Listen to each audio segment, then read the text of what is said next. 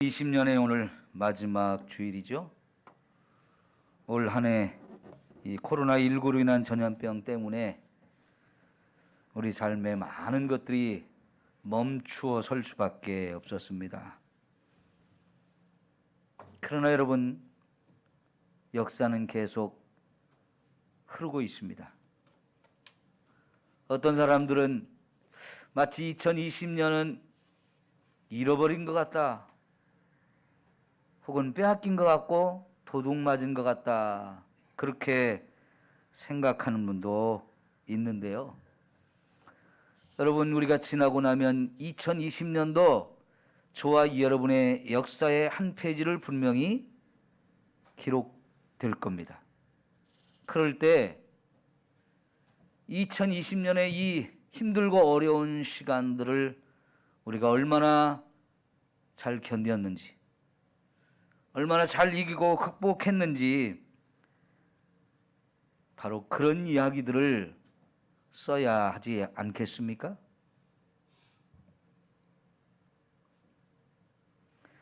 우리 민족의 역사를 돌아보면 특별히 많은 고난을 겪었던 것을 볼 수 있습니다. 그런데 그 고난만 겪은 게 아니고요, 우리 민족의 저력이 그런 곳에서 깊게 이제 품어져 나오는데요. 아무리 힘든 고난을 겪어도 우리 민족은 잘 견뎠어요. 잘 이겼어요. 그리고 그 고난 후에 더 많은 도약을 하면서 지금까지 이 역사를 이어온 것을 우리가 볼 수 있습니다. 가깝게는 우리가 일제 36년 동안 나라를 빼앗기지 않았습니까? 나라를 빼앗긴 백성은 모든 것을 다 빼앗깁니다. 착취와 억압의 역사가 되지요. 36년이 되는 그 긴 고난의 시간들을 우리 민족은 견디면서 나라를 찾으려고 부단히 애를 썼습니다. 진짜 나라를 찾을 힘은 없었지만 하나님의 은혜로 하나님이 이 나라를 다시 광복을 시켜주셨어요. 얼마 후에 또다시 6.25라고 하는 우리 민족의 최대의 비극이 또 찾아왔죠. 저 백두산에서부터 한라산까지 전체가 다 전쟁터였습니다. 너무나 많은 사람이 죽었고 모든 것이 다 파괴되어서 진짜 나라 꼴을 갖출 수가 없는 절망적인 상황이었는데, 이번에도 하나님이 또 은혜를 베푸셔서 전쟁을 끝내주시고 그 잿더미 속에서 다시 일어나게 해주셨는데, 여러분, 전 세계가 깜짝 놀랐죠. 세계가 놀랄만한 부흥과 발전을 이루어냈습니다. 그런 것에 비하면 지금 우리들이 겪고 있는 이 고난은 비교의 대상도 되지 않을 만큼 작은 것이라고 볼 수 있어요. 여러분, 그러니까 지금 힘들다, 어렵다 해도 우리 견뎌야 되고요, 또 이겨내야 합니다. 벌써 한 해가 마무리되는 시간이잖아요. 또 새해가 우리 앞에 다가오고 있는데요. 이 새해는 하나님의 은혜로 우리가 이 전염병을 잘 이기고 극복할 수 있기를 위해서 소망을 갖고 기도합시다. 이 전염병을 이기고 난 후에 저와 여러분이 더 멋지게 회복되고 도약할 수 있는 그런 기회가 될 수 있도록 기도하면 하나님 반드시 우리의 기도를 들어 응답해 주실 줄 믿습니다. 저와 여러분에게는 믿음이 있잖아요. 하나님을 믿잖아요. 그 하나님께서 저와 여러분에게 변함없이 은혜도 베푸시고 사랑도 해주시고 축복도 해주실 것을 믿기에 어려움 속에서 너무 쉽게 좌절하고 넘어지는 자가 아니라 오히려 그 속에서 우리가 일어설 수 있고 나만이 아니라 어려운 이웃들을 또 돕고 섬길 수 있는 이런 일도 감당하게 되어질 줄 믿습니다. 우리 그런 다짐과 그런 마음들, 소망을 가지고 화이팅을 한번 해볼까요? 화이팅! 네. 좀 힘있게 한번 해봅시다. 화이팅 하는 거. 화이팅! 대한민국 화이팅! 삼성교회 화이팅! 예. 여러분, 힘을 내셔야 돼. 자, 이제 우리가 함께 예배 드리지 못한 시간들이 많아서 특별하게 이렇게 3구역씩 나누어서 예배를 이렇게 드리게 되는데요. 모든 것이 멈춰 버리니까 소중한 것들이 새롭게 보이죠. 우리가 함께 모여서 예배 드리는 시간들이 저와 여러분에게 얼마나 은혜로운 시간들이었습니까? 또 함께 예배 드릴 수 있는 성도들이 저와 여러분에게 얼마나 소중한 존재였습니까?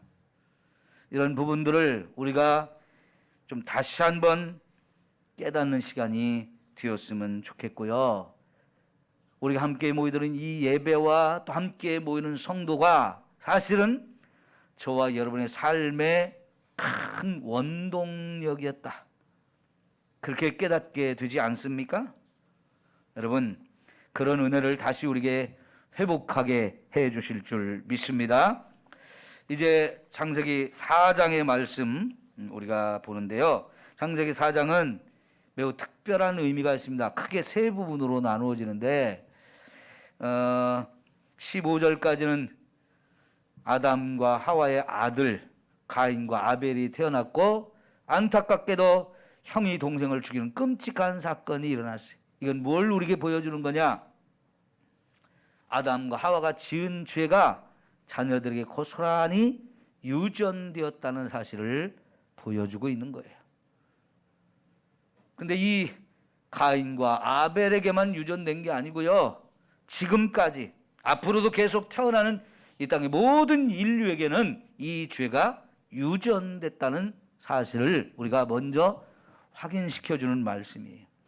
그리고 16절부터 24절까지에는 그 가인의 후손들이 어떻게 살았는지를 우리에게 보여주는데, 여러분 16절은 가인이 여호와 앞을 떠나서 살았다는 말로 시작을 하는데, 가인이 동생을 죽이는 끔찍한 죄를 짓고도 하나님 앞에 회개 한마디 없었어요. 하나님이 찾아오시고 그 죄를 책망하시고 회개의 기회를 주시지만 여전히 자신의 죄를 회개하지 않는 그 고집스러움을 보입니다. 그리고는 하나님을 떠나서 사는데, 그가 자식을 낳고 계속 이 자녀들의 삶이 이어지는 가운데서 그들의 삶의 특징이 뭐였느냐? 한마디로 하나님 없는 인본주의 삶이었다는 걸 보여주는데요. 사람이 중심이 됩니다. 사람을 위한 삶이 되어집니다. 그들이 사람을 위해서 목축업도 계속 번성시키고 문화도 계속 발전시키고 기계나 이런 것들을 자꾸 개발하고 만들어내는 대단한 업적을 세우는 것 같았지만은 영적으로는 심각하게 오염이 돼서 죄가 더 깊어지는 거예요. 그들의 삶에는 평안이 없습니다. 사람을 서로 두려워합니다.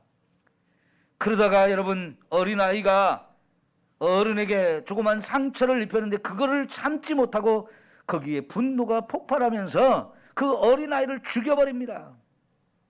그리고는 뻔뻔하게 자기의 아내들에게 와서 그걸 자랑하며 노래를 부르는 이런 모습으로 이들의 이야기가 끝이 납니다. 얼마나 죄가 그들의 마음을 사로잡았는지. 결국은 이 죄로 인해서 사탄이 그들을 지배하고 사탄의 왕국이 번성하고 이루어지는 것을 보게 됩니다. 가인의 후손 라멕은 아내를 둘을 얻었습니다. 하나님이 세우신 가정의 원리를 완전히 깨트린 겁니다. 여러분, 이렇게 세상이 엉망이 되어졌어요. 하나님이 본래 창조하셨던 그 계획과 목적이 있었거든요. 이 세상을 어떻게 되어지기를 바라고 소망하는 이런 계획과 뜻이 있었는데 이런 것들이 다 엉망이 되고 짓밟혀지고요, 파괴되어집니다. 그런데 이렇게 하는 동안 하나님은 뭘 하셨을까요? 죄인들을 찾아와 벌을 한번 주고는 그냥 물러나셔서 구경만 하시고 아무것도 안 하시는 분인가요? 여러분, 4장이 끝나기 전에 25절과 26절에 참 놀라운 말씀을 적고 있어요. 짧은 얘기이고 그렇지만 여기에 굉장한 비밀이 담겨 있는 것을 우리가 깨달아야 됩니다. 보면 아담이 다시 자기 아내와 동침함에 그가 아들을 낳아 그의 이름을 셋이라 하였으니 이는 하나님이 내게 가인이 죽인 아벨 대신에 다른 씨를 주셨다 함이며 셋도 아들을 낳고 그의 이름을 에노스라 하였으며 그때 사람들이 비로소 여호와의 이름을 불렀더라. 앞부분의 이야기와 완전히 대조되는 내용을 볼 수 있는데요. 4장 앞부분에서 가인이 아벨을 죽이지 않았어요? 아벨은 경건한 사람이었습니다. 하나님을 제대로 예배하는 사람이고 말씀대로 살려고 노력하는 사람이었어요. 근데 그가 죽었어요. 아마 이것은 사탄이 여자의 후손을 통해서 이 땅에 구원을 주시리라 했던 그 하나님의 말씀을 듣고는 내가 어떻게 해서든지 이 여자의 후손을 죽여버려야지, 이런 목적을 가지고 가인은 죄로 사로잡았는데 아벨은 죄로 사로잡으려고 해도 하나님을 의지하면서 경건하게 사는 모습을 보니까 안 되겠다 싶었는지 죄에 사로잡힌 이 가인이 동생을 죽이게 만들어버린 거예요. 그래서 이제 그 가인의 후손들이 세상에 번성하며 세상을 지배하고 힘으로 모든 것을 앞세우면서 이끌어가는 세상이 되었을 때 사탄이 만세를 부르고 내가 이겼다, 이제 여자의 후손은 끝나버렸다, 아마 그렇게 생각했을 거예요. 그런데 4장 마지막 부분에 가서 하나님이 죽은 아벨을 대신해서 아담과 하와에게 세 번째 다른 아들을 주셨는데 그의 이름을 셋이라고 지었어요. 다른 씨를 하나님 주셨다는 거예요. 이거는 바로 여자의 후손을 약속하셨던 그 말씀이 지금 이렇게 연결되고 있는 것을 우리에게 확인시켜 주는 거고요. 그리고 그 셋이 또 아들을 낳아서 에노스란 이름을 지어줬는데 그때 비로소 그들이 여호와의 이름을 불렀다라고 우리에게 소개합니다. 이 부분은 4장의 이제 마지막 이야기인데요. 전에 제가 창세기 서론적인 것을 말씀을 드리는 중에 창세기가 10개의 이야기 묶음으로 묶여진 책이다, 이렇게 말씀드린 적이 있어요. 그 중에서 첫 번째 이야기가 2장 4절에서부터 여기 4장 마지막 절까지인데요. 자, 그 2장 4절부터 마지막 4장 마지막 절까지 이 첫 번째 이야기 보따리를 시작할 때 1장에서는 하나님을 그냥 하나님이라고 소개하고 있는데 2장 4절부터는 여호와 하나님이라고 이렇게 시작이 된다고 얘기했죠. 근데 그게 굉장히 큰 차이점이 있다고 그랬어요. 하나님은 히브리어로 그냥 엘로힘이에요. 엘로힘. 이것은 전능하신 하나님. 그래서 천지를 창조하신 그 하나님을 우리에게 소개할 때 하나님을 전능하신 하나님이라는 의미가 있는 엘로힘으로 소개를 했는데 2장 4절부터는 거기다가 여호와 하나님이라는 새로운 이름을 거기 넣어서 소개를 하고 있거든요. 여기까지 계속 이어지면서 4장 마지막 절에 그들이 비로소 여호와 이름을 불렀다고 그랬죠. 그래서 2장 4절부터 요 4장 마지막 절까지의 핵심적인 내용, 그 내용이 뭐냐면 하나님은 우리를 구원하시는 분이라는 거예요.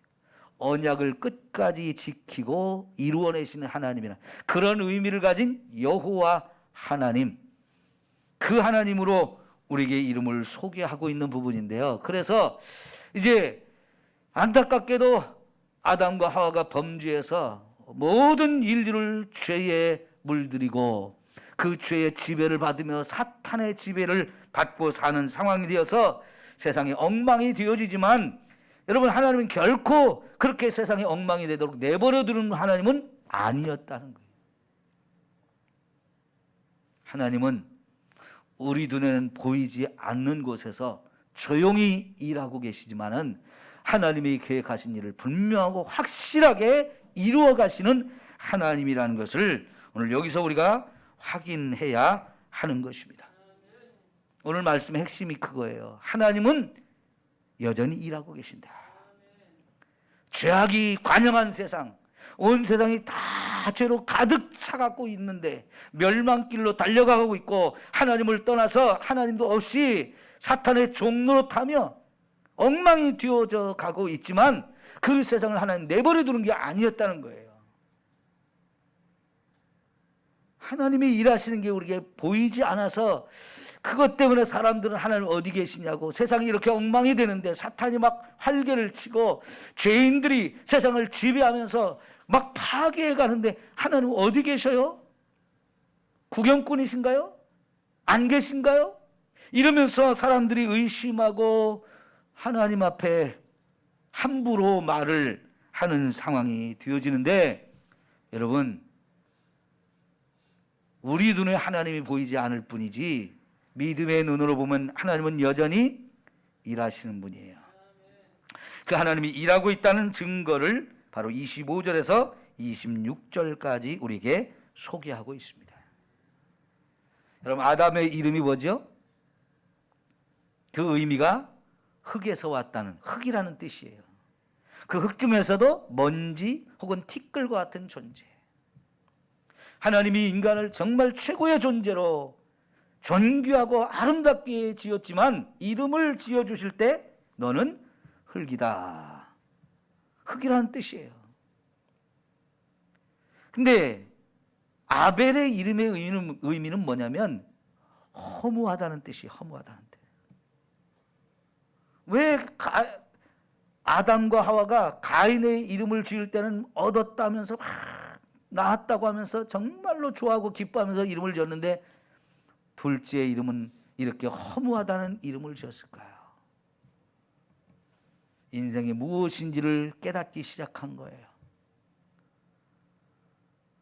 죄를 짓기 전에는 정말로 행복한 삶을 살았어요. 최고의 축복과 최고의 은혜를 누리면서 정말 부족한 것이 하나 없는 정말 행복으로 가득한 삶이었는데요, 죄를 짓고 난 후부터 우리 때문에 자연도 벌을 받아서 엉망이 되어버렸어요. 우리 인생에 죽음이 찾아왔어요. 아들을 낳아서 너무 좋아했는데 그 아들이 살아가는 모습이 죄의 종로로 타는 모습을 볼 때 인생이 이렇게 터무니없이 변질이 됐구나. 이게 우리의 죄 때문에 이런 심각한 결과가 왔구나 하는 것을 느끼면서 둘째의 이름을 이런 허무라고 지은 것이 아닐까 생각돼요. 또 셋이라고 하는 아들을 낳았을 때 하나님이 다시 세워졌다는 뜻의 이름인데요, 그 셋이 또 자녀를 낳았을 때 에노스라고 하는 아들을 이름을 붙였는데, 에노스는 뭐냐면 연약하다, 병약하다 그런 뜻이에요. 그러나 여러분, 이 에노스가 5장 6절에 보면 912세를 살고 죽었대요. 연약하다, 병약하다 이런 이름을 가진 사람이지만 912세를 살았으면 결코 그 사람의 몸이 연약한 존재로 태어난 건 아니었을 것 같아요. 그러면서 자녀도 많이 낳았대요. 건강하지 않은 사람이 그럴 수는 없죠. 그런데 이런 이름을 지었다는 것은 인간이 참 연약한 존재라고 하는 것을 느끼면서 인생에 대해서 깨달음 속에 지은 이름이 아닐까 생각이 되어져요. 그러다 보니 이들은 하나님을 의지하게 되는 거예요. 우리에게는 하나님 없이는 안 됩니다. 가인의 후손들은 하나님 떠나서 막 힘을 과시하면서 막 계속 세상을 번성시키는 것 같고 사람들을 이롭게 하는 것 같은데, 그들은 점점 죄로 멀어져 가서요, 죄가 깊어져서 세상이 점점 파괴되는 모습을 보입니다. 그런 가운데 이 셋의 가문은 하나님을 더욱 찾는 거예요. 그래서 하나님께 예배하는 자가 되어지는 겁니다. 여기 하나님의 이름을 불렀다는 게 그냥 이름을 불렀다는 게 아니고요. 하나님의 은혜를 구하며 하나님을 찬송했다는 것이고, 더 나가면 이거는 하나님께 예배하는 삶을 살았다는 거예요. 여러분, 지금 이 창세기 4장과 5장은 이 땅의 인류의 초기 부분인데요, 두 부분으로 나누고 있어요. 가인의 후손과 셋의 후손으로 나누는데, 가인의 후손은 타락한 백성이고 셋의 후손은 거룩한 백성입니다. 가인의 후손은 하나님을 떠나서 살지만, 셋의 후손은 하나님을 경외하며 하나님을 믿고 하나님의 은혜를 누리며 사는 신실한 백성들입니다. 셋의 후손은 구원으로부터 멀어지지만, 가인의 후손은 구원으로부터 멀어지지만 셋의 후손은 구원받은 백성으로 살아가고 있는 모습, 이렇게 성경이 인류를 두 부분으로 나누고 있는 걸 볼 수 있어요. 이 창세기부터 신명기까지 모세가 기록했다고 그랬죠. 요단강 건너편에서 이 5권의 책을 다 모세가 기록했는데, 그 시작하는 부분에 왜 이런 이야기를 소개하느냐, 유대인 우리의 근원이 어디서부터 시작돼서 어떤 과정을 거쳐서 이 유대인이라고 하는 특별한 민족이 하나님에서 선택되고 하나님의 축복을 받는 민족이 되었는지를 여기서부터 이렇게 가르쳐 주려고 이런 내용이 기록되어진 거지요. 그들은 하나님에 의해서 창조된 아담으로부터 시작해서 셋을 통해서 노아를 거쳐서 아브라함이라고 하는 이 세대를 흘러오는 하나님의 구원의 역사 속에 자기들이 그 후손이라는 사실을 특별히 깨닫게 하려는 의도가 여기에 있어요. 하나님께 선택받은 자들이고 하나님께 구원받은 자들이라는 것을 이렇게 보여주고 있는 거죠. 그 은혜가 예수님을 통해서 오늘 저와 여러분에게까지 임한 것을 우리는 믿습니다. 세상의 수많은 사람들 가운데 하나님이 저와 여러분을 구원하셨어요. 선택하셨어요.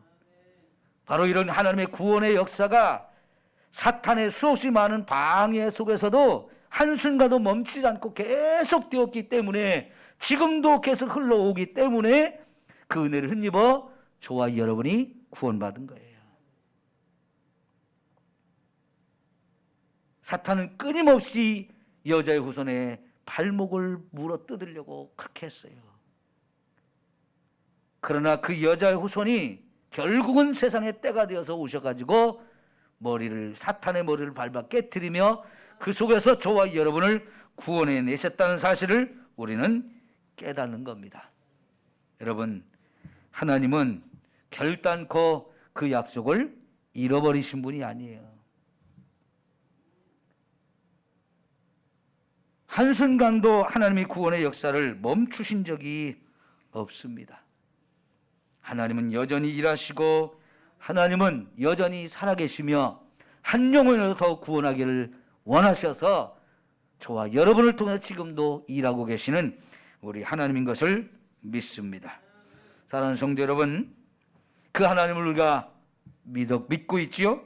그렇다면 여러분, 그 하나님이 저와 여러분을 끝까지 책임져 주실 것도 믿으시기를 바랍니다. 그 하나님의 은혜가 지금 힘들고 어려운 중에 있는 저와 여러분에게 계속해서 임하고 있음도 믿으시기를 바랍니다. 어떤 사람들의 눈에는 지금 하나님이 안 보인다고 생각할 수도 있습니다.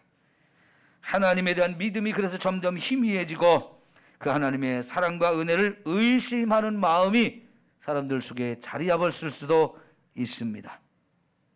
그러나 여러분, 하나님이 여전히 우리와 함께 계시는 분이에요. 세상은 하나님이 통치하십니다. 잠시 사탄을 일하는 것을 허락했을 뿐이에요. 그리고 그런 것을 통해서 믿음이 없는 자들, 죄에 심각하게 타락한 자들을 심판하시고 그들에게 벌을 내리기도 하지만, 그 속에서 우리 성도들도 함께 고난을 겪기도 하지만, 여러분, 그것이 또 한편으로는 저와 여러분을 깨우는 하나님의 방법이기도 해요. 왜 세상에 이렇게 힘든가? 테스 형한테 물어볼 게 아니고 하나님께 물어야 돼요. 여러분, 하나님은 지금까지 저와 여러분이 너무나 엉터리로 신앙생활하고 있는 것을 책망하고 있는 것일 수도 있어요. 겉모습만 신앙생활 잘하는 것처럼 위장하고 있는 저와 여러분의 그 더러운 속내를 하나님이 다 드러내고 계신 것일 수도 있어요.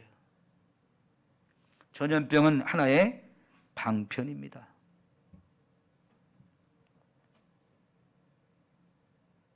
그런 하나님의 일하심을 우리가 깨닫지 못하고 그저 전염병이 무섭다고 여기서만 우리 살려달라고, 그것은 의미가 없어요. 여러분, 이런 때일수록 우리가 하나님께 돌아가야 합니다. 하나님 앞에 서서 내 자신의 신앙을 점검해야 돼요. 우리들이 하나님의 마음을 아프게 한 것이 없는가? 하나님의 말씀을 불순한 일들을 자꾸만 찾아서 내 삶을 바로잡는 이런 기회로 만들지 아니하면 새가 와도 거기는 소망이 없어요. 사람들은 한 해를 보내고 새해를 맞이할 때는 하나님이 없어도 지난 한 해 동안을 돌아보면서 무엇이 문제가 있었는가 점검하고요, 새해에는 내 삶이 바뀌어졌으면 좋겠다, 새로운 결단을 하고 새로운 계획을 세웁니다. 그 새로운 결단, 새로운 계획은 지나온 삶에서 먼저 문제를 그냥 덮어놓는다고 되는 게 아니에요. 그런 문제들을 찾아서 개선해 나가면서 새로운 결단하고 새로운 계획을 세우며 나갈 때 새로운 일들이 벌어지는 거예요. 믿음을 가지고 사는 저와 여러분들은 더더욱 철저하게 나의 삶을 점검하는 것들이 필요해요.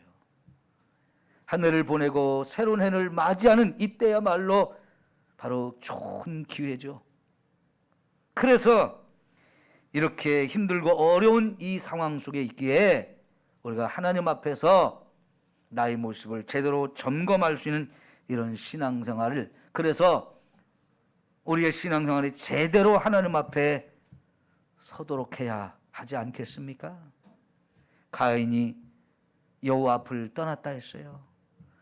저와 여러분은 지금 하나님과 얼마나 거리가 멀어져 있습니까? 하나님이 내 삶의 중심에 계십니까? 아니면 하나님이 내가 하나님을 저 멀리 보내버리셨습니까? 하나님과 더 가까워지려고, 그래서 하나님 마음에 드는 삶이 되려고 말씀 붙들고 엎드려 기도하면서 하나님 나를 좀 불쌍히 여겨주세요. 나 이렇게 연약한 존재입니다. 세상의 죄를 이기지 못하는 죄입니다. 이 연약함이 내게 있습니다.